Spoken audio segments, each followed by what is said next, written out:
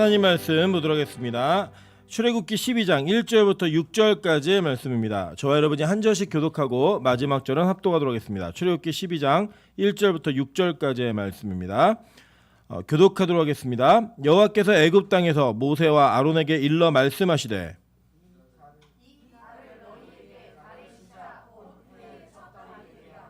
너희는 이스라엘 온 회중에게 말하여 이르라. 이달 열흘에 너희 각자가 어린 양을 잡을지니 각 가족대로 그 식구를 위하여 어린 양을 취하되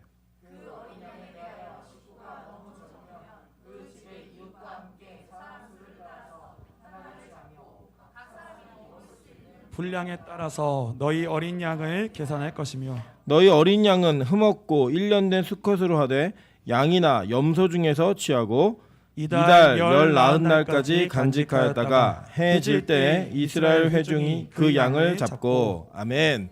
주변에 있는 분들에게 이렇게 한번 인사하도록 하겠습니다. 당신 때문에 행복해지는 요즘입니다. 우리 앞뒤 사람에게도 인사하겠습니다. 이 얼굴로 행복을 어떻게 주겠습니까? 웃으면서 다시 한번 인사하겠습니다. 웃으면서 인사하시면 되겠습니다. 내 얼굴 보고 행복해졌으면 좋겠습니다. 네, 꼭 그렇게 되는 빛과 소금 교회 되었으면 좋겠습니다. 네, 오늘 출애굽기 39번째 시간입니다. 12장 1절부터 6절까지의 말씀을 가지고 6월절 어린 양 예수 그리스도라는 제목으로 하나님 말씀 증거하도록 하겠습니다. 우리가 예수님을 보통 이야기할 때 어린 양, 6월절 어린 양 이렇게 얘기하는 것이 굉장히 여러분에게 익숙합니다. 왜냐하면 이것은 신약 시대에 만들어진 개념이고 신약 시대에 그 예수와 그 그리스도 예수와 이 6월절 어린 양의 개념을 제자들과 많은 사도들 그리고 믿었던 사람들이 증거했기 때문입니다. 사실은 이것은 굉장히 중요한 가치를 지니고 있습니다. 왜냐하면 지금까지도 유대인들은 이 예수를 어린 양으로 인정하고 있지 않습니다. 6월절 어린 양이 아니라고 이야기하고 실제로 예수님도 이 땅에서 공생애를 사시는 동안에 자기가 어린 양이다, 자기가 6월절 양이다라고 직접 말씀하신 경우가 단 한 번도 없었습니다.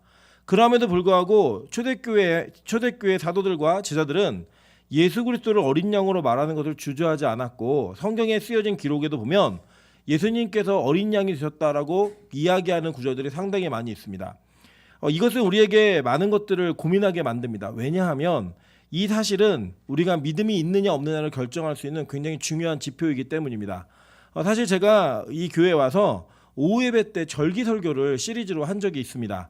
그런데 이 절기 설교가 오후 예배 때 되다 보니까 제가 준비한 것들의 대부분을 다 하지 못했고 짧게 진행했는데 이 6월절만큼은 이 오늘 본문과 연결되어진 내용이고 이 6월절에 대한 개념을 이해하고 있었고 그것을 지켰던 초대교회 성도들이 예수 그리스도를 6월절 어린 양으로 인정하고 그분을 받아들였기 때문에 그들은 구약에 약속된 메시아가 예수라고 믿은 겁니다. 반면에 사두개인들과 바리새인들 그리고 예수를 믿지 않았던 많은 초대교회의 사람들은 예수님 시대의 사람들은 초대교회 성도들과는 다르게 이 구약에 나타난 증거되어진 6월절의 어린 양이 예수 그리스도가 아니라고 그들은 결론을 내렸습니다. 그래서 그들과 지금 우리가 믿고 있는 우리의 믿음의 조상인 그 믿음의 선배들인 초대교회 성도들은 그것 때문에 분쟁이 있었고 그것 때문에 다툼이 있었습니다. 그래서 그걸 믿은 사람들은 교인이 된 거고 그걸 믿지 않은 사람들은 지금까지도 유대교라고 하는 종교로 남아있는 것입니다. 많은 분들이 유대교와 기독교를 이렇게 거의 비슷한 사촌지간으로 이해하시는데 전혀 다릅니다. 이 유대교를 믿는 자들은 지금도 메시아를 기다리고 있습니다. 그 메시아가 아직 오지 않았다라고 확신하기 때문입니다. 반대로 기독교인들은 그 구약에 약속되어진 메시아가 지금 우리에게 오셨다라고 확신하는 사람들입니다.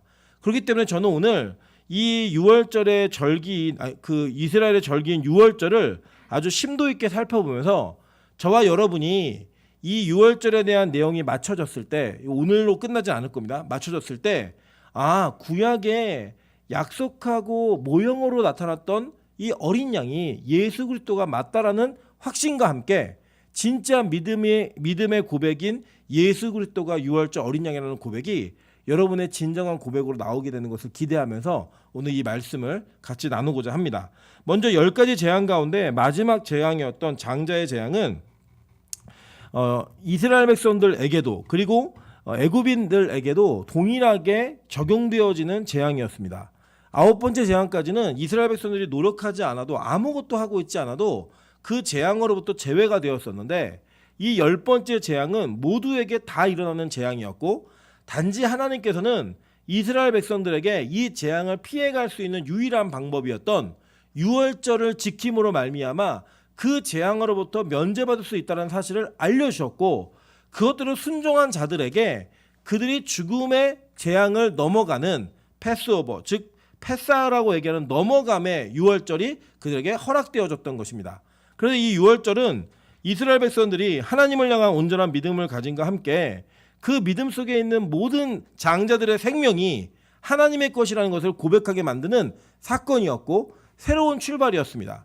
그렇기 때문에 이 유대인들이 가지고 있었던 유대력이라고 하는 달력 속에 원래는 처음에 출발하던 그 내용들이 있었지만 하나님께서는 이 유월절을 기점으로 새로운 시작을 명령하셨습니다. 한번 보도록 하겠습니다.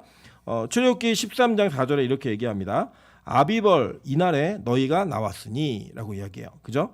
출애굽기 23장 15절입니다. 너는 무교병의 절기를 지키라. 내가 명령한 대로 아비벌의 정한 때에 이래 동안 무교병을 먹을지니 이는 그 달에 내가 애굽에서 나왔음이라. 빈손으로 내 앞에 나오지 말지니라. 출애굽기 34장 18절입니다. 너는 무교절을 지키되 내가 내게 명령한 대로 아비벌 그 절기에 이래 동안 무교병을 먹어라.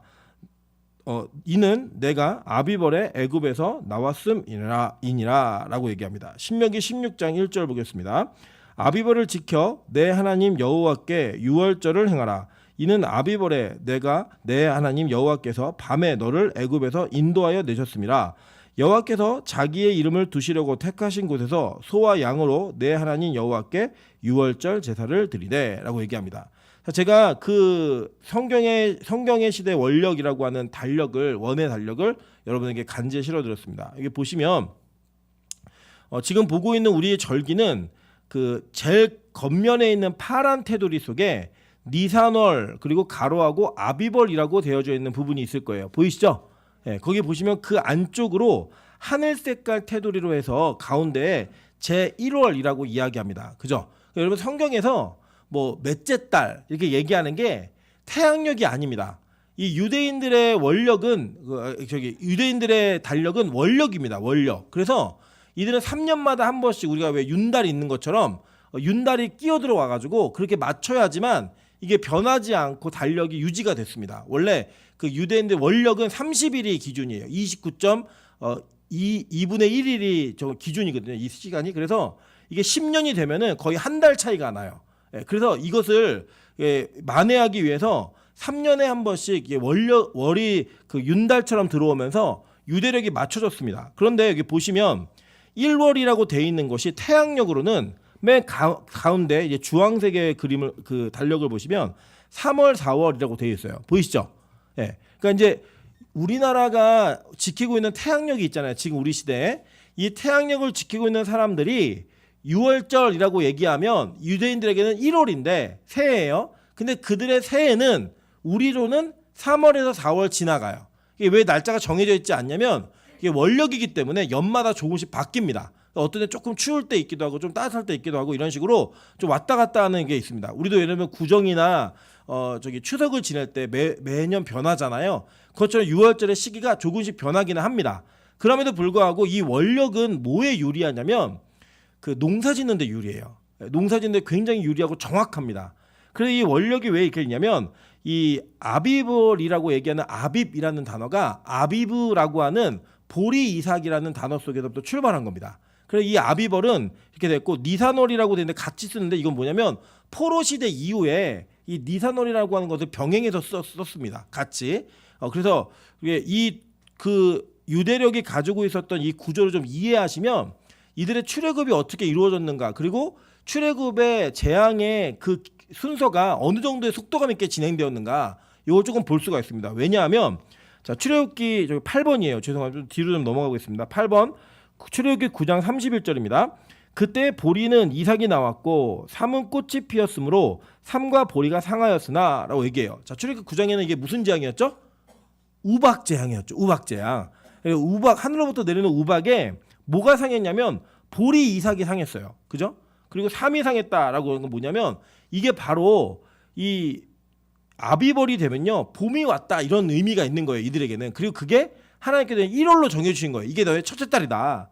왜냐 그 전까지는 그렇게 지내지 않았었는데 이 원력을 사용하고 그랬던 유대인들에게 너희들이 영적으로 새로 출발하는 그리고 이 출애굽을 하는 이 시작이 너희에게는 첫 달이 되고 새로운 시작이 된다라고 알려주신 거예요.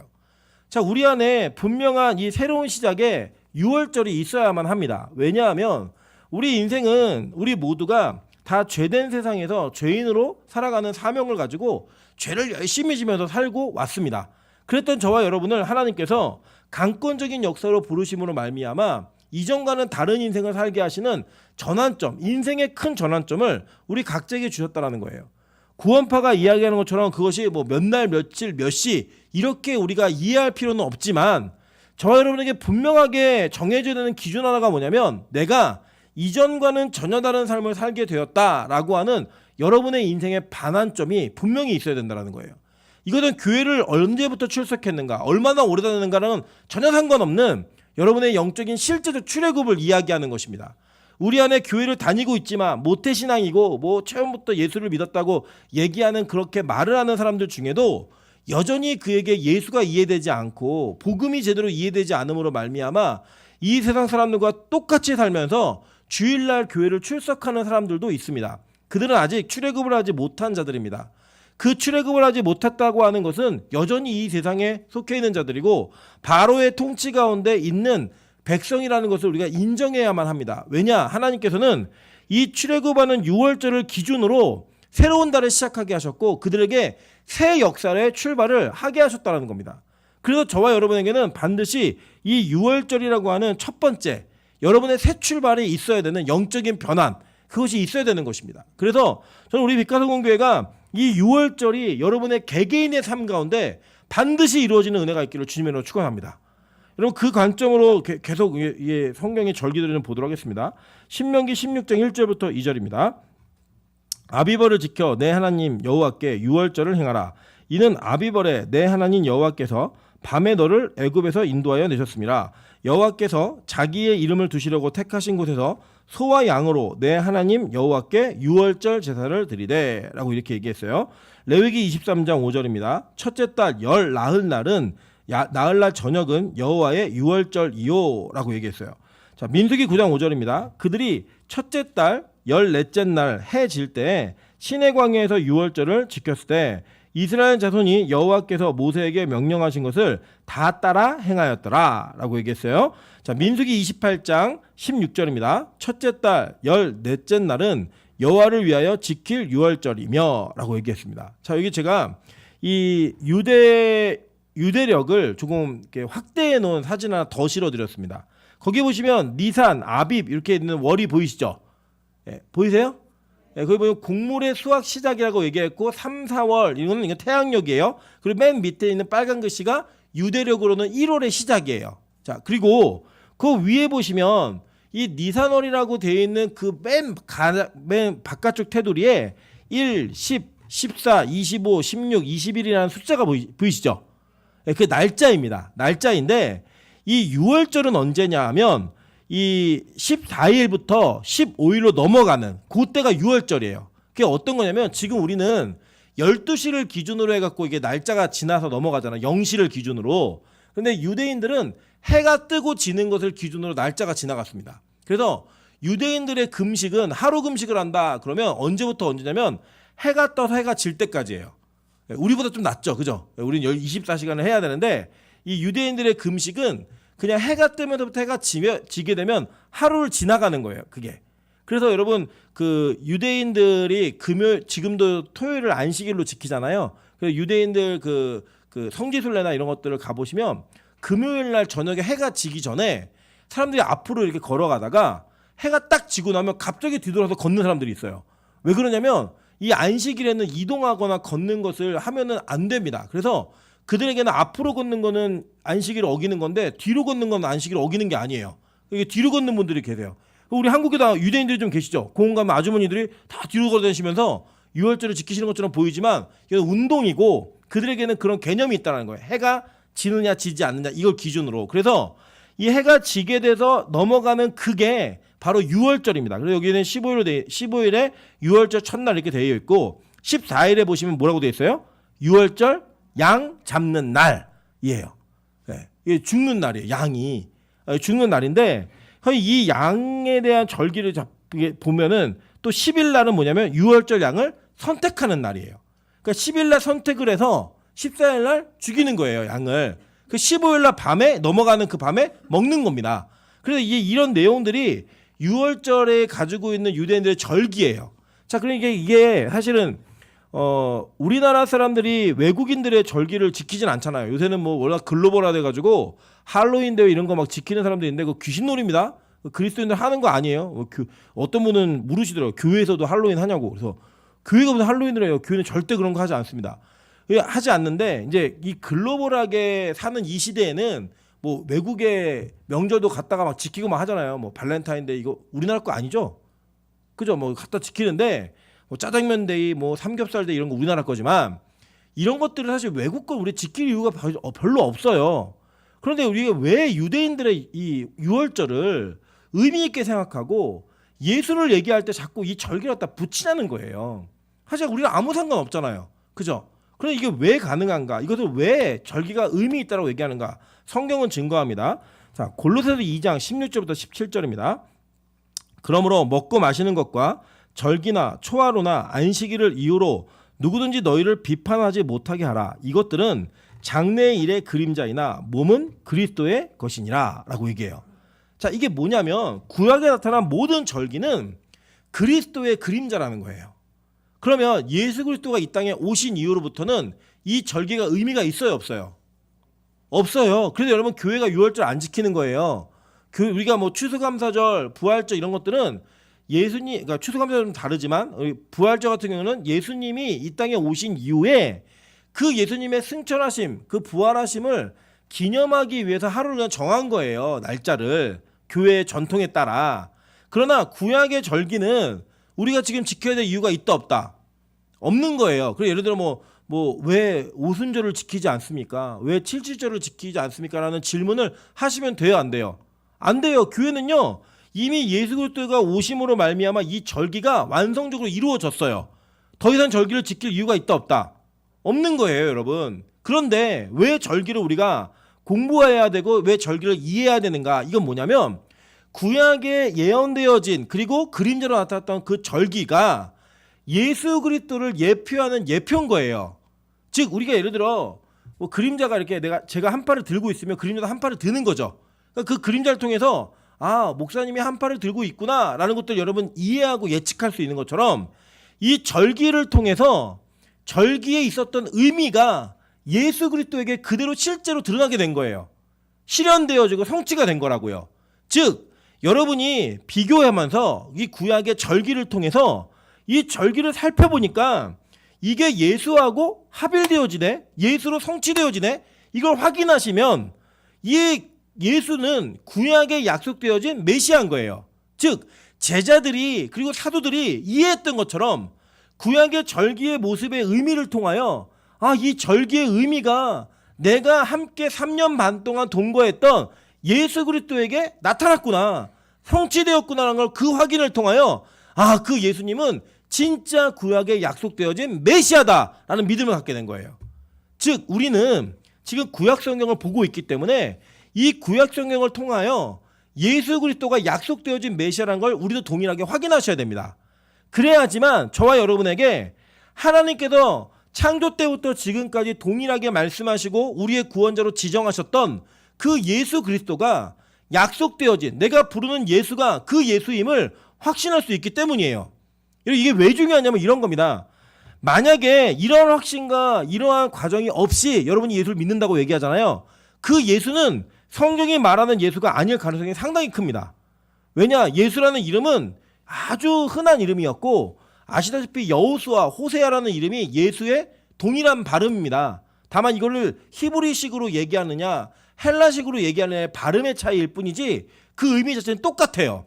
그런데 우리에게 전달되어진 예수는 구약의 그림자를 가지고 있는 실제예요. 그죠? 그러니까 이 구약의 사건을 통하여 예수를 이해할 수가 있는 거예요. 즉 예수님께서 이 땅에 오셔서 하신 모든 이적과 기적은 구약에 있는 사건을 모티브로 그 의미를 성취하는 하나님으로서의 존재감을 우리에게 알리시기 위해 기적을 행하신 거예요. 자, 이거 이해되셨어요? 여기까지? 근데 만약에 이 과정을 여러분 간과하시면 어떤 일이 벌어지냐면 그냥 예수님이 이 땅에 오셔서 배고픈 사람들에게 오병이어의 기적을 통하여 배를 채우신 하나님이에요. 그냥 무리를 거르심을 통하여서 나는 너희들과 다르다라는 걸 얘기하신 하나님이 되는 거예요. 죽은 자를 살리신 걸 통하여서 예수님이 홍보 잘했네? 예수님이 정말 능력 있는 분이네? 라고 끝날 수 있어요. 근데 예수님은 단 한 번도 구약에 근거를 두지 않은 사역을 하신 적이 없어요. 그게 왜 이거 제가 확신 있게 얘기하냐면 제자들이 처음엔 몰랐는데 예수님이 승천하시고 돌아가시고 부활하시고 승천하신 이후에 예수님과 동행했던 모든 사역들을 생각해 보니까 구약의 뿌리가 다 있는 거예요.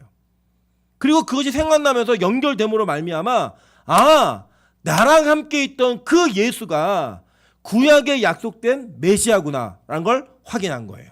그리고 확신한 거예요. 그것들을 통하여 그에게는 어떠한 변화가 일어났냐면 그는 예수를 위해 생명조차 아끼지 않고 던질 수 있는 진짜 메시아의 사람이 된 겁니다. 여러분 이 과정이 없으면요 지금도 우리는 유대인처럼 메시아를 기다려야 합니다. 왜냐? 하나님께서는 메시아를 통하여 우리를 구원하시겠다라는 그 계획과 모든 것들을 구약에 계속 얘기하셨기 때문이에요. 그래서 우리는 이 장면을 통하여 우리가 믿고 있는 예수가 내가 이해하고 있는 그 예수가 구약의 유월절의 어린 양이 맞는지를 확인하셔야 되는 거예요. 그래야지만 진짜로 예수에 대한 확실한 믿음을 가질 수 있기 때문입니다. 여러분 제가 1부 때도 잠깐 말씀드렸지만 요새 연예인 중에 유명한 박진영이라는 분이 자기가 성경을 어떻게 확인하면서 이 성경을 확신하게 되었는지를 쭉 설명하는 걸 보았습니다. 근데 제가 그걸 보면서 우리가 조금 더 열심을 내야겠다, 조금 더 최선을 다하겠다고 느낀 게 뭐냐면 이렇게 얘기하더라고요. 이렇게 자기가 7년 동안 성경을 연구했대요. 최선을 다해서. 그 연구한 결론이 뭐냐면 성경은 확실하다는 거예요. 이게 맞다는 거예요. 그래서 그거 뭘 했냐면 성경에 있는 내용들이 역사 속에 어떻게 성취되는가를 다 살펴봤다는 거예요. 다. 그걸 살펴보면서 자기 안에 이 성경이 진짜라고 하는 그 확신이 생기고 나서 자기가 그 성경을 통해 하나님을 믿게 되었다고 얘기합니다. 물론 제가 확신 있게 말씀드리지만 박진영 씨가 믿는 예수는 저희가 믿는 예수하고는 달라요. 그분은 너무 혼자서 여러 가지를 복합적으로 이렇게 가다 보니까 건강하지 않은 신학들을 받아들였어요. 그래서 그 결과로 인해 그는 조금 우리하고는 다른 빗나간 예수를 믿었습니다. 그래서 저는 제가 권면드리기는 여러분은 듣지 않으셨으면 좋겠어요. 제가 듣고 뭐가 잘못됐는지 더 자세하게 나눌 기회가 있을 겁니다. 설교가 아니라 성경 공부나 이런 식의 나눌 기회가 있을 텐데 분명한 거는 달라요. 근데 그에게 제가 부러웠던 건지 뭐였냐면 우리는 진리라고 믿고 있는 이 성경을 그리고 정통이라고 믿고 있는 우리의 신앙 안에서 이 성경에 대한 것이 진짜인지 한 번도 확인해 보질 않아요. 심지어는 성경을 창세기부터 요한계시록까지 단 한 번도 읽지 않은 채 예수를 믿는다고 고백하는 분들도 계세요.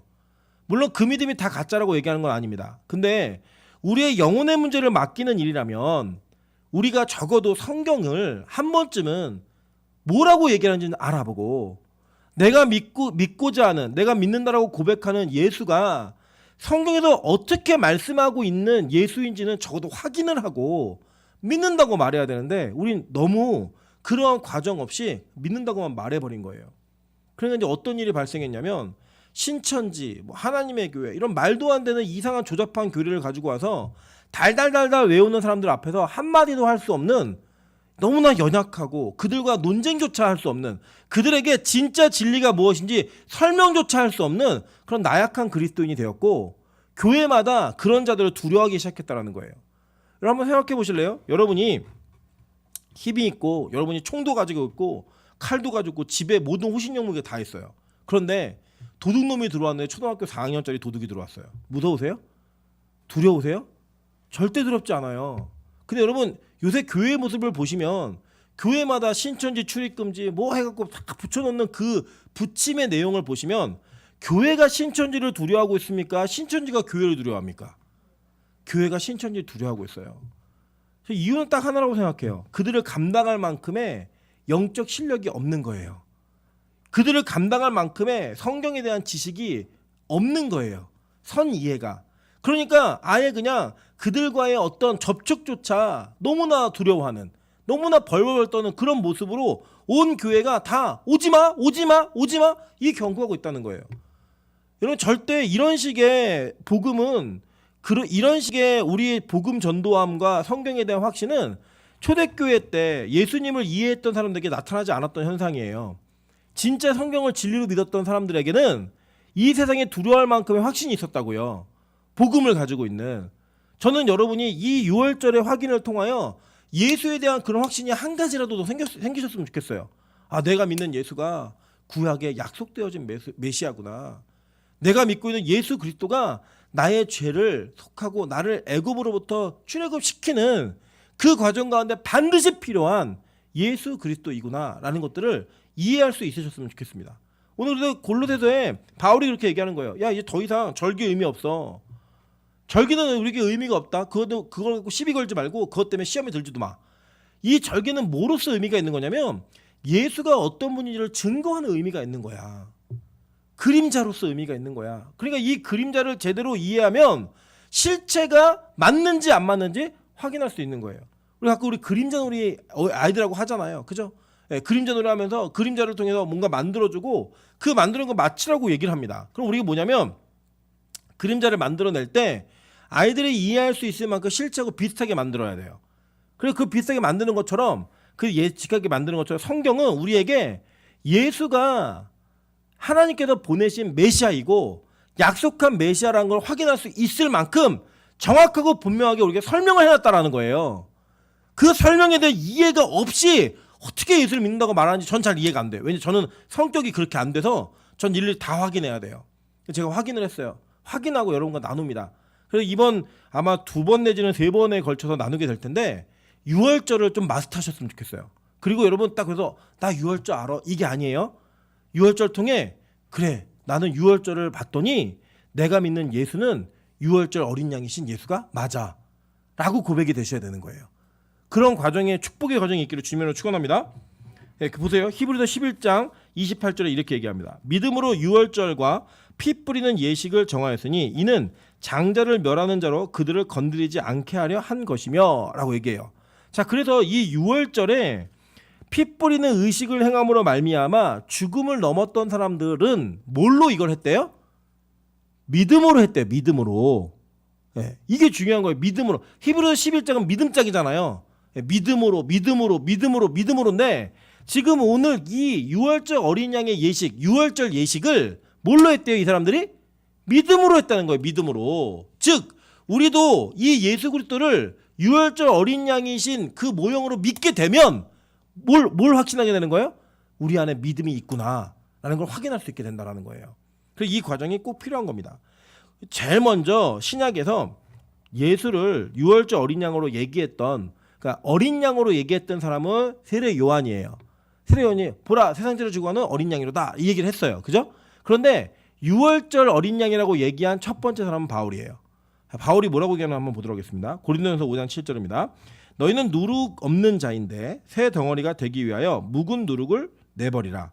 우리의 6월절 양 곧 그리스도께서 희생되셨느니라 라고 얘기해요. 이 사도 바울이 얘기하고자 했던 거는 원래 누룩에 초점이 있어요. 그래서 우리 다음 시간에 누룩부터 배울 거예요. 누룩 없는 떡, 무교병이라고 하는 그 떡을 배울 건데 이 무교병이 유리병이 아니에요. 그 떡병자입니다. 그래서 이거를 이제 우리가 보게 될 터인데 이 6월절의 어린 양 곧 그리스도께서 희생되셨다라고 하는 그 구절이 붙어서 패키지로 오는 것을 딱 보면서 아 바울은 예수 그리스도를 6월절 어린 양으로 이해하고 있었구나라는 게 맞아요. 그러니까 이거는 제가 만들어낸, 제가 조합해낸 어떤 제 신학이 아니고 사도 바울이 이걸 얘기한 거예요. 여러분 성경이 쓰여질 때 성경의 특징 중에 하나가 사도성이에요. 이 사도성은 뭐냐면 사도만이 성경을 쓸 수 있는 거예요. 저는 성경 쓰면 안 돼요. 예, 저기 뭐죠? 예루살렘 교회 이초석 씨는 자기 성경 쓰죠? 예, 그럼 잘못된 거예요. 성경은 사도들만 쓸 수 있어요. 그리고 이 사도들이 해석하는 해석은 우리가 볼 때 이해가 안 되더라도 이게 맞아요. 예, 이해되세요? 무슨 말인지? 내가 볼 때는 이해가 안 되는데 이게 맞다고요. 이해 안 되는 건 내 믿음이 없기 때문이지 사도들이 쓴 그 내용은 무조건 맞아요. 왜냐? 하나님의 특별한 계시로 썼기 때문에. 그래서 이 고린도 전서를 쓴 사도 바울은 하나님의 특별한 계시에 따라 그가 예수를 유월절 어린 양으로 이해하고 있었다라고 성경은 우리에게 증거해주고 있는 거예요. 자, 여기까지 이해되셨죠? 그러니까 예수는 유월절 어린 양이 맞다, 틀리다. 맞다. 이제 결론을 낸 거예요. 결론을. 그 결론을 내고 이게 진짜 맞나 이 과정들을 우리 성경 본문을 통해 보도록 하겠습니다. 자, 이게 뭐라고 얘기하냐면 성경의 구절에 보니까 3절에는요 양을 잡으래요. 그죠? 이달 열흘에 너희 각자가 어린 양을 잡을지니 각기 가족들로 그 식구를 위하여 어린 양을 잡으랍니다. 그게 뭐냐면 이 잡으라는 거는 뭐냐면 이 단어 자체가 죽이라는 뜻이 아니라 선택하라는 거예요. 고르라는 거예요. 이 양을 죽이는 건 언제 죽이는 거냐면 6절이에요. 이달 열 나흘까지 간직하였다가, 그러니까 열흘에는 선택을 하고 열 나흘에는 죽이라는 거예요. 근데 이 선택할 때 열흘째 어떤 양을 선택해야 되냐면 5절에 보세요. 5절에 너희 어린 양은 흠 없고 1년 된 수컷으로 하되 양이나 염소 중에서 취하고 라고 얘기했어요. 그죠? 자, 이 보통 양이나 염소라고 얘기했는데 대부분은 양이에요. 지금도 유월절을 지킬 때 이 양고기를 주로 이렇게 하지 염소고기를 잘 하진 않아요.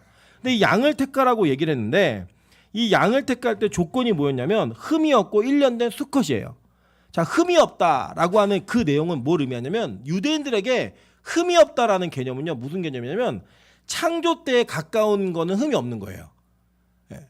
창조의 때에 원래 돌아가는 거 이건 흠이 없는 거고 그 창조 이후로 멀어진 시간들은 다 흠이 있는 거예요. 그래서 이 흠이 없다라는 개념은요 태어날 때 원래 그대로의 모습, 창조될 때 원래 그대로의 모습인 거예요. 그러니까 교배종 해갖고 얼룩덜룩 있는 거 돼요, 안 돼요? 안 되는 거예요. 다리를 저는 거나 눈 먼 것이나 이거 있으면 돼요, 안 돼요? 안 되는 거예요. 예. 그런 의미에서 안 된다고 얘기하는 거예요. 창조 때의 모습에 가까운 것들. 그러니까 이 흠이 있다라고 얘기하는 것은 우리가 얘기하듯이 열등하다 이런 개념이 아니라 그 창조 때의 개념으로부터 죄로 인해 타락된 자들인 거예요. 즉 예를 들면 이런 거예요. 제가 이거를 여러분이 혹시 오해하실까 말씀드리는데 우리 안에도 예를 들면 인간이 살아가는 중에 장애가 있는 분들이 있으세요. 우리 교회도 이제 명수 형제처럼 눈이 안 보이는 형제가 있죠. 시각적으로. 그런데 이 형제가 우리보다 열등한 존재가 아니에요. 우리가 다 같이 죄인으로 타락했기 때문에 우리는 똑같은 존재예요. 그래서 우리도 역시 하나님의 관점에서 다 죄인입니다. 같은 죄인. 그러니까 명수 형이가 눈이 먼 거 이유가 뭘까요? 이렇게 물어보면 이유는 딱 하나예요. 죄 때문이에요. 그 명수 형제 죄 때문이 아니라 아예 태초 때 아담과가 지은 죄로 말미암아 이 땅이 창조되기가 무너졌거든요. 그 무너짐 속에서 우리도 죄인의 모습들이 있는 거예요. 예를 들면 우리 권사님들이 하루하루가 지나면 주름이 더 생기시죠. 그 뭐 때문이에요? 죄 때문이에요. 그 선악과를 따먹은 죄로 인해서 원래 영원히 사는 존재가 늙는 존재가 되었고 그 늙어감이 여전히 죄의 영향력 때문에 있는 그 모습이라고요. 무슨 말인지 이해되시죠? 똑같다는 거예요. 장애가 있다고 열등하거나 우리가 그거보다 우월하다 이런 개념이 아니고요. 다 똑같이 죄인이에요. 근데 흠이 없다라는 유대인들의 개념은 무슨 개념이냐면 원래 창조 때의 모습으로 돌아가는 거예요.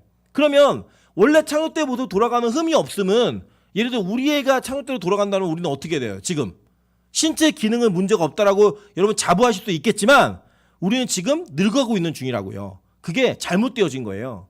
영원히 사는 모습으로 가야 되는 거죠. 예를 들면 명수 형제 같은 경우는 창조대로 가면 어떤 일이 벌어질까요? 눈이 떠지겠죠. 예. 그러니까 같은 장애가 있는 거예요. 우리 모두가 다. 우리 인간 세계에서는 그것을 열등한 자로 우등한 자로 구분을 하지만 절대 그렇게 할 수 없다는 거예요. 성경의 개념은 흠이 없다라는 개념은 창조 때의 원래 그대로의 모습을 이야기하는 겁니다. 두 번째는 이제 1년 된 수컷이라고 얘기했어요. 1년 됐다라고 하는 개념이 뭐냐면 유대인들은요. 1년이 지나면 이 짐승들에게 자생적으로 독립할 수 있는 면역력이 생겼다고 얘기를 해요. 이거 어떻게 이해하시면 되냐면 왜 우리가 옛날에는 아이들이 많이 죽었잖아요. 그래서 돌이 지나면 돌 잔치를 크게 해줬죠. 아 얘는 이제 살았다. 얘는 이제 살 수 있겠다라는 확신이 생겼던 것처럼 그 이유가 뭐냐면 그때 의학이 너무 발달되지 않았고 이게 환경이 열악했기 때문에 1년 이전에 죽는 아이들이 너무 많았다는 거예요. 그런데 1년이 지나면 아 이제 얘는 혼자서 살 수 있는 자생적인 면역력도 생겼고 이 환경에 적응할 수 있는 힘이 생겼구나라고 인정해 주는 것처럼 똑같이 1년 된 숫소라고 얘기할 때 수컷이라고 얘기할 때 그 1년 됨은 기생충이나 여러 가지 어떤 나쁜 환경으로부터 스스로를 보호할 수 있는 힘이 생긴 그 나이를 이야기하는 거예요. 그 연수를. 그런 1년 된 수컷으로 하래요. 이 수컷으로 하는 건 뭐냐면 이 속죄제는요. 이 속죄제는 그 수컷으로만 드려야 돼요. 다른 제물은 암컷으로 해요. 암컷으로도. 근데 이 죄에 대한 수컷으로 하는 것들은 죄에 대한 사함 이것을 얘기할 때 무조건 수컷이에요. 수컷을 하는데 양이나 염소 중에서 취해라라고 얘기했습니다. 그러니까 이게 지금 6월절 어린 양의 조건입니다. 조건. 자, 그 조건을 보시면서 성경에 어떻게 기록되는지 한번 보도록 하겠습니다. 레위기 22장 20절부터 22절입니다. 흠이 있는 것은 무엇이나 너희가 드리지 말 것은 그것이 기쁘게 받으심이 되지 못할 것임이니라. 만일 누구든지 성원한 것을 갚으려 하든지 자의로 예물을 드리려 하여 소나 양으로 화목제물을 여호와께 드리는 자는 기쁘게 받으심이 되도록 아무 흠이 없는 온전한 것으로 할지니 너희는 눈먼 것이나 상한 것이나 지체 배임을 당한 것이나 종기 있는 것이나 습진 있는 것이나 비루 먹은 것을 여호와께 드리지 말며 이런 것들은 제단 위에 화제물로 여호와께 드리지 말라라고 명령하셨습니다. 말라기 1장 8절부터 9절이에요. 근데 이스라엘 백성이 어떻게 예배를 드렸냐면 만군의 여호와가 이르노라 너희가 눈먼 희생제물을 바치는 것이 어찌 악하지 아니하며 저는 것 병든 것을 드리는 것이 어찌 악하지 아니하냐. 이제 그것을 너희 총독에게 드려보라. 그가 너를 기뻐하겠으며 너를 받아주겠느냐. 만군의 여호와가 이르노라 너희는 나 하나님께 은혜를 구하면서 우리를 불쌍히 여기소서 하여 보라. 너희가 이같이 행하였으니 내가 너희 중 하나인들 받겠느냐라고 얘기해요. 자, 그러니까 구약의 제사는 이렇게 흠이 없는 1년 된 수컷의 제물을 드려서 절지 않고 눈멀지 않고 병들지 않는 것을 드렸어야 됐어요. 근데 이 인간들이 타락을 하고 하나님과의 관계가 멀어지면 제일 먼저 하는 일이 뭐냐? 제물을 눈먼 것 병든 것을 갖다 바친다는 거예요. 그러니까 하나님이 얘기하는 겁니다. 그래? 야, 너희 총독에게 그런 것들 선물로 갖다 줘봐. 그가 널 기뻐하겠니? 얘기하는 거 이걸. 여러분 그렇다면 이걸 우리에게 이게 적용한다면 어떤 적용을 해야 될까요? 이런 겁니다. 원래 예수님께서는 이 유월절 어린 양이 되셨다라는 확실한 증거를 성경을 통해 보여주셨어요. 히브리서 9장 14절입니다. 하물며 영원하신 성령으로 말미암아 흠없는 자기를 하나님께 드린 그리스도의 피가 어찌 너희 양심을 죽은 행실에서 깨끗하게 하고 살아계신 하나님을 섬기게 하지 못하겠느냐라고 얘기해요. 그죠? 베드로전서 1장 19절입니다. 오직 흠없고 점없는 어린 양 같은 그리스도의 보배로운 피로 된 것이니라 라고 얘기해요. 자, 예수님이 이 땅에서 오셔서 흠없는 제물이 되셨다고 성경은 증거하고 있죠. 그죠? 네. 흠없는 제물이 되셨다고 증거하고 있어요. 그것을 통하여서 우리에게 시사하는 바가 이런 거예요. 여러분 흠이 없는 예수를 향한 믿음이 없이 온전한 믿음과 신뢰가 없이 예배를 드리는 모든 예배는 다 눈먼 것 드리는 거라고요. 염려하고 걱정, 근심, 하나님에 대한 온전한 신뢰, 의지 이런 거 없이 드리는 모든 예배는 다 받지 않으시는 예배라는 거예요. 흠이 있는 예배라는 거예요. 여러분 그러니까 우리가 드리는 예배 가운데 수많은 예배는 허공에 외쳐지는 메아리처럼 없어지는 예배가 되는 거예요. 우리의 죄도 용서가 되지 않고 흠없는 예수 그리스도를 기대하고 그분을 의지하고 신뢰하지 않으면서 드리는 그 예배는 어떤 예배도 우리가 하나님께 온전히 드리지 못하는 예배가 된다라고 성경은 증거하는 겁니다. 동시에 마찬가지입니다. 이런 것들을 준비하면서 이런 것들 나중에 하나님 뭐라고 아까 말씀하셨냐면 너네 아비벌에 나온 것을 기념으로 나한테 예배드리러 올 때 빈손으로 오지 마라 라고 얘기했어요. 그것을 얼마나 감격 있고 기쁨 있는 건지를 고백하라고 얘기했어요. 그래서 이게 구약적 개념이 신약으로 넘어오게 되면 이게 헌금으로 바뀌어지는 거예요. 자, 이런 겁니다. 여러분이 제가 다시 한번 말씀드리지만 우리 교회는 믿음이 없는 분들은 헌금 이야기를 아무리 많이 들어도 양심과 여러분의 삶에 전혀 1%의 찔림이 없어져도 돼요. 0.1%도 없어져도 돼요. 왜냐? 그분들은 헌금을 할 수 없는 분들이에요. 그분들은 그냥 기부를 하는 분들이에요. 자기 기부금 영수증을 위해서 기부를 하시는 분들이에요. 그럼 기부하시는 건 제가 말릴 수는 없어요. 뭐 괜찮습니다. 근데 만약에 여러분이 믿음으로 헌금을 하는 개념이라면 이거 굉장히 중요해요. 어떤 중요성이 있냐면 여러분이 하나님 앞에 눈먼 것, 저는 것, 병든 걸 드리는 건 아니에요. 즉 나중에 이제 저희가 또 배우겠지만 예수님 시대로 가면요, 이 흠없는 어린 양을 택하기 위해 사람들이 얼마나 많은 시간을 소요했고 많은 노력을 들여서 이것을 준비했는지를 알아보시면요, 어마어마합니다. 여기는 우열도 없어요. 왕이 되더라도 다 줄 서가지고 제사장이 체크해 주는 거 다 봐야 됐고, 그 준비가 철저하게 이루어졌을 때 온전한 예배를 준비했어요. 그러니까 지금 우리 예배를 드리면서 지각하고 뭐 내가 바쁜 시간 다 빼고 남는 시간 이런 식의 예배를 드린다? 이거 다 뭐냐? 눈먼 것, 저는 것, 병든 거로 예배 드리는 거예요. 여러분이 물질을 드리면서도 뭐 그냥 내가 에어컨 쌩값 내야지, 뭐 여기 와서 따뜻하게 있었던 값 내야지, 이 정도의 개념으로 헌금을 하고 있다? 다 눈먼 것, 저는 것, 병든 거예요. 그리고 우리가요, 예를 들어서 직장에서 누군가에게 은혜를 받거나 뭐 이렇게 잘 보여야 될 일이 있을 때 그분들에게 아무거나 선물하지 않아요. 다이소 가서 선물하지 않아요. 그죠? 귀한 것, 좋은 거 갖다 선물한다고요. 똑같은 얘기예요. 그 하나님께 드려봐라. 하나님께 드린 것들 너희들 상사들에게 드려봐라. 그들이 기뻐하겠느냐? 여러분들 다이소 2,000원짜리, 다이소 1,000원짜리 그 선물이에요. 물론 선물의 마음이 중요하다는 거 우리는 먼저 인정합니다. 여러분에게 과거에 2랩돈이 중요했던 것처럼, 더 무거웠던 것처럼 정말 형편이 어려우셔서 1,000원짜리 헌금한다, 이해합니다. 그거는 하나님이 기뻐 받으시는 예물이에요. 어떤 누구도 시비 걸 수 없어요. 그런데 여러분의 형편에 준해서 드리는 액수가 내가 밥 한 끼 먹는 것조차 되지 않는 액수라면 그 액수는 하나님께서 기뻐 받으실 수 없는 액수예요. 이해되시죠? 무슨 말인지. 저는 적어도 우리 빛가서군교회가 하나님께 최선의 것을 드리는 교회였으면 좋겠습니다. 여러분, 너무나 제가 확신 있게 그리고 자신감 있게 이런 말씀을 드릴 수 있는 거는요, 저는 여러분이 억대 헌금을 내셔도 교회하고 약속된 사례만 받아요. 여러분이 더 냈기 때문에 제가 더 받는 그런 구조는 아니에요. 여러분이 11조를 아무리 많이 내셔도 제가 그 11조를 제 돈으로 가져가지 않아요. 우리 교회는 약속된 교회, 약속된 사례만큼만 지급이 되는 교회이지, 목사가 재정을 함부로 흔들고 제가 마음대로 돈을 뺏을 수 있는 교회가 절대 아닙니다. 그래서 제가 이 얘기를 드리는 거는 목사가 조금 더 윤택한 삶을 누리기 위해 하라는 게 아니에요. 하나님 앞에서 여러분과 하나님과 관계가 온전해지도록 만들라고 말씀을 드리는 거예요. 온전한 11조 하셔야 됩니다. 여러분 사업을 하시든 직장생활 하시든 여러분에게 들어온 수입에 대한 온전한 11조를 드리는 것이 눈먼 것, 저는 것, 병든 것을 드리지 않고 온전한 것을 드리는 하나님께 온전한 고백이에요. 그거 하셔야 돼요. 예수님께서 우리에게 흠없는 제물이 되었던 것처럼 여러분도 그렇게 주님 앞에 흠없는 예물을 드릴 수 있어야 된다는 거예요. 그런데 우리가 그렇게 살 수 있나요? 사실 그렇게 잘 못 살아요. 예수님께서는 이것들을 어떻게 신약에서 우리에게 상징적인 사건으로 보여주셨는지 한번 살펴보도록 하겠습니다. 요한복음 5장 1절부터 4절입니다. 그 후에 유대인의 명절이 되어 예수께서 예루살렘에 올라가시니라. 예루살렘에 있는 양문 곁에 히브리 말로 베데스라는 못이 있으니, 자, 여기서 예루살렘에 있는 양문이라는 이게 문의 이름이에요. 양의 문이에요. 양의 문.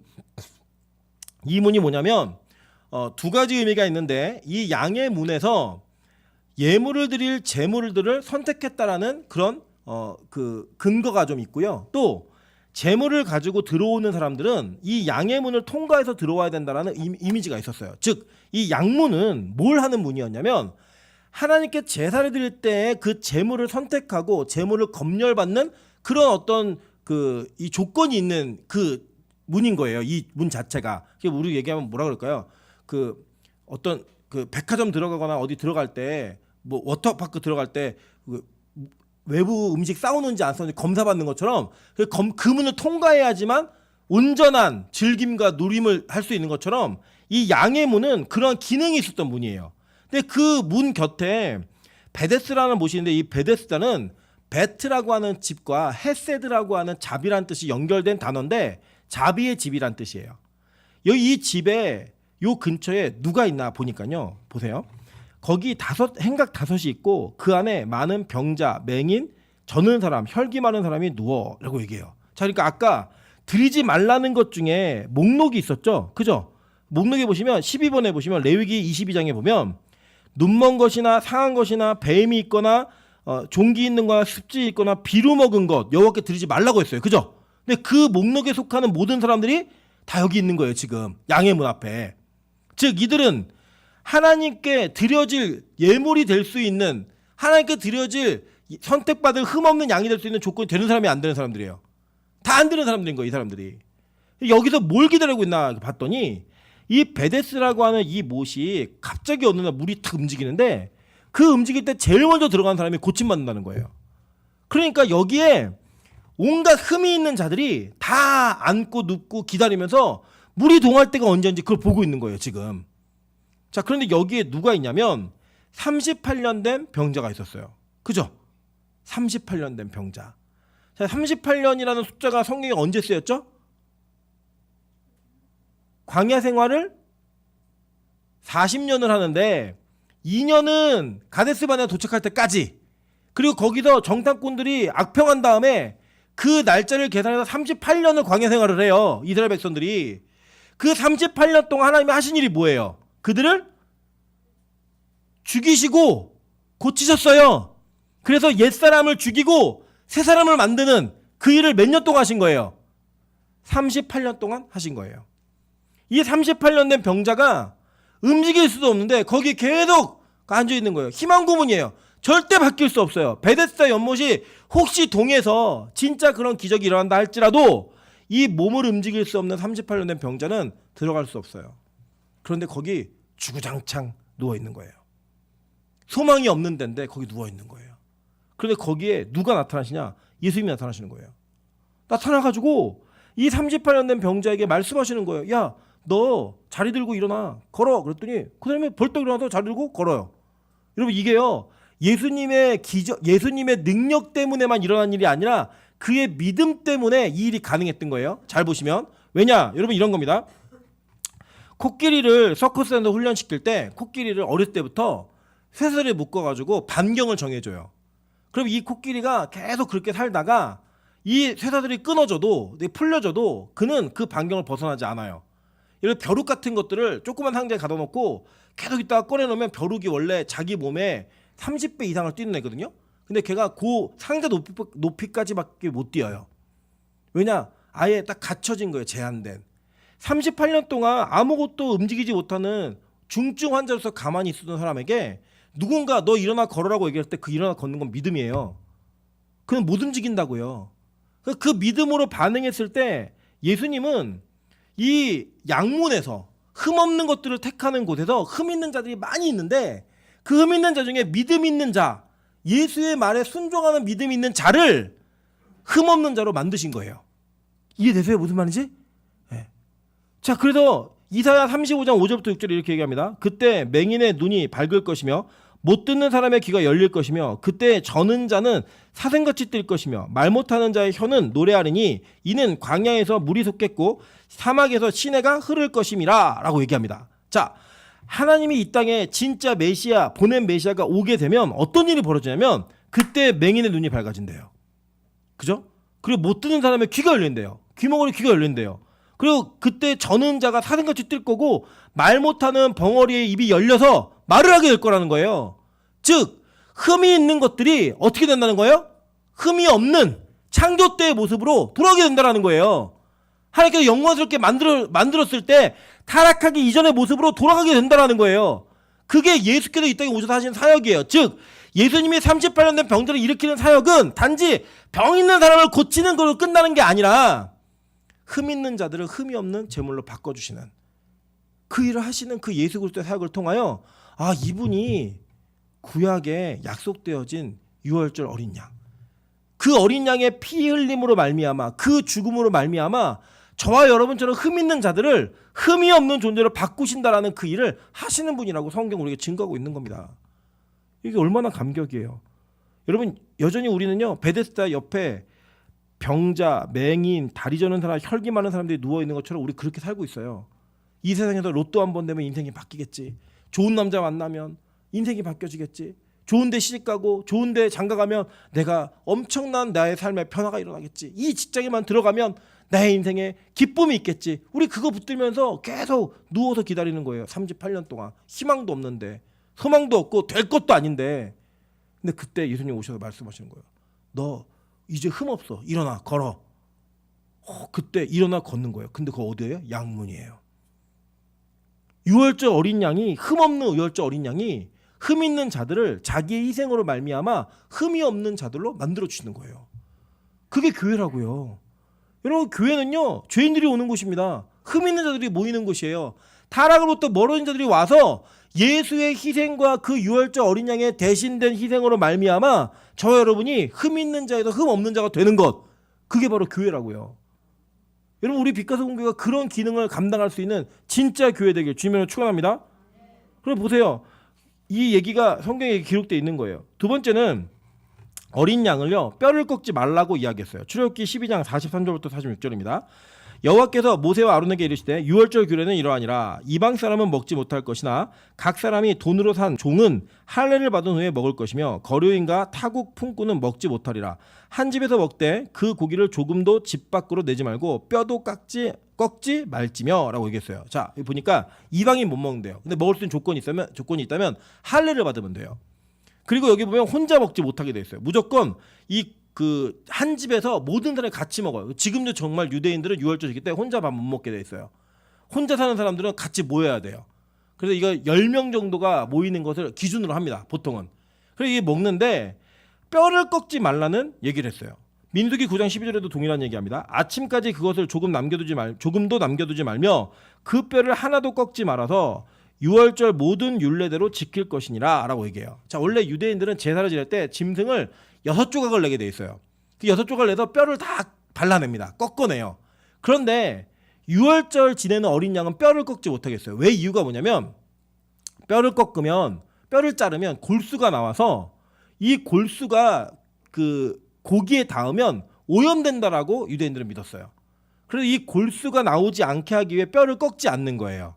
그래서 절대로 뼈를 꺾지 않도록 얘기하셨고 또 이 뼈가 꺾이는 것을 부정한 것으로 성경은 인식하고 죄에 대한 대가로 인식을 했어요. 그래서 뭐라고 얘기했느냐? 시편 34편 19절부터 20절 보니까 의인은 고난이 많으나 여호와께서 그의 모든 고난에서 건지시는도다. 그의 모든 뼈를 보호하심이며 그 중에서 하나도 꺾이지 아니하도다 라고 얘기했어요.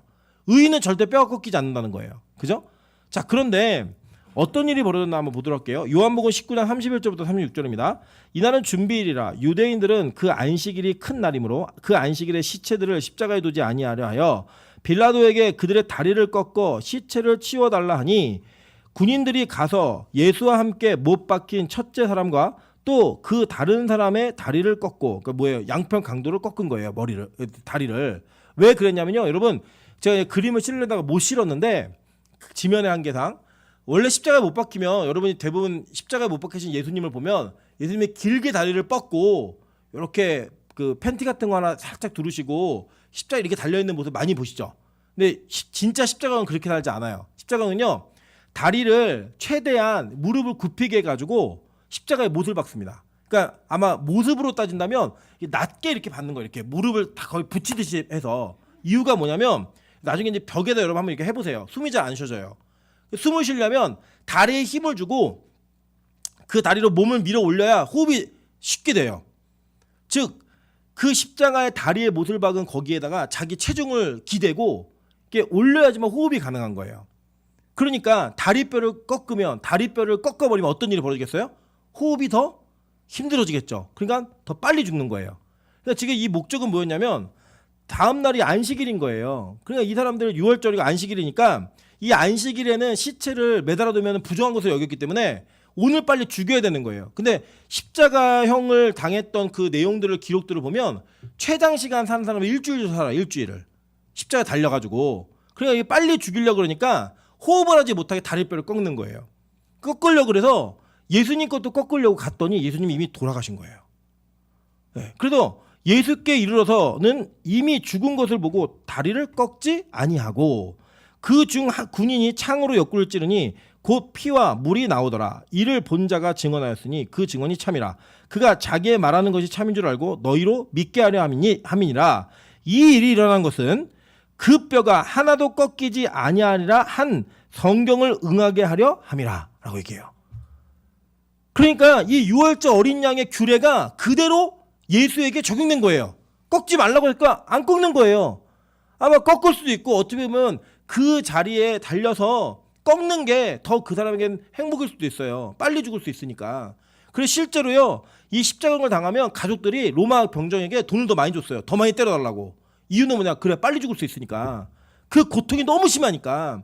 그랬는데 6월절의 규례가 뭐였냐면 이 어린 양의 뼈를 꺾지 말라는 거예요. 그러니까 예수님에게도 뼈를 꺾지 않는 그 증거가 드러났고 요한은 이것을 본 자에게 증언을 그대로 듣고 뼈가 꺾이지 않은 것은 성경이 그에게 성취되었다라고 말하는 거예요.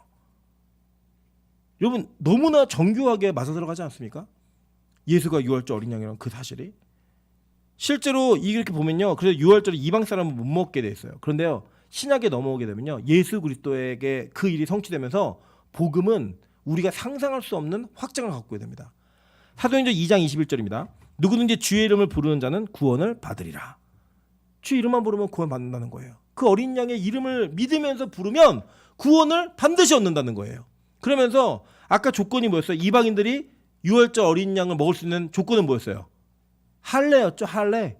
근데 그 할례가 로마서 2장 28절부터 29절 이렇게 얘기합니다. 무릇 표면적 유대인이 아니요 표면적 육신의 할례가 아니니라. 오직 이면적 내면의 유대인이 유대인이며 할례는 마음에 할지니 영에 있고 율법의 조문에 있지 아니한 것이라. 그 칭찬이 사람에게서가 아니요 다만 하나님에게서니라 라고 얘기해요. 즉 마음의 할례를 받음으로 말미암아 이 6월절 어린 양의 예식에 참여할 수 있다는 거예요. 여러분 이게 어떤 사실이냐면요. 6월절은 그 지방과 문 임방에 피를 바름으로 말미암아 죽음의 사자가 넘어간 거예요. 믿음으로. 그죠? 히브리서에 그렇게 얘기했잖아요. 그 사실 이 6월절에 참여한다는 건 뭐냐면 죽음으로부터 건진받는 존재가 된다는 거예요. 그 건진받는 조건이 뭐냐? 할례를 받는 거야. 할례. 이방인이라면. 근데 그 할례가 육신의 할례가 아니라 무슨 할례래요? 마음의 할례를 받으라는 거예요. 마음의 할례를. 이 할례의 의미가 뭐예요? 끊어짐, 죽음이잖아요. 나의 자아가 죽음으로 말미암아 마음의 할례를 받은 자들에게 이 구원이 확장되어지는 거예요. 유대인이 아니더라도. 그래서 지금 저와 여러분은 이방인이지만 유대인들의 관점에서 이방인이지만 우리는 마음의 할례를 통하여 이면적 유대인이 된 거고 이면적 유대인이 됨으로 말미암아 마음의 할례를 받은 모든 자들에게 이 6월절 어린 양의 피의 보혈의 능력이 동일하게 임하는 거예요. 그 우리에게 죽음이라고 하는 심판이라고 하는 영원한 죽음이 우리를 넘어가는 겁니다. 그걸 6월절이라고 얘기하는 거예요. 그 6월절의 어린 양은 반드시 필요합니다. 7월 첫째 달 10일에 택해서 14일에 죽여요. 이거 왜 그렇게 하는지는 또 다음 시간에 배울게요. 그리고 난 다음에 뒤에 보면 뭐 무교병 먹고 쓴 나물 먹고 뭐 날것으로 먹지 뭐 삶아 먹지 뭐 구워 먹어라 이런 얘기 있잖아요. 다 의미가 있어요. 이게 다 예수에게 다 성취가 돼요. 이 성취되는 과정을 통하여 여러분 확인하실 게 뭐냐면 예수가 6월절 어린 양 맞구나. 진짜구나. 성경이 너무나 이렇게 정교하고 분명하게 예수가 보내신 메시아이고 보냄받은 메시아임을 증거하고 있구나 라는 것도 통하여 진짜 믿음으로 갈 수 있는 저와 여러분 되시기를 주님의 이름으로 축원합니다. 이제 찬양으로 기도하도록 하겠습니다. 여호와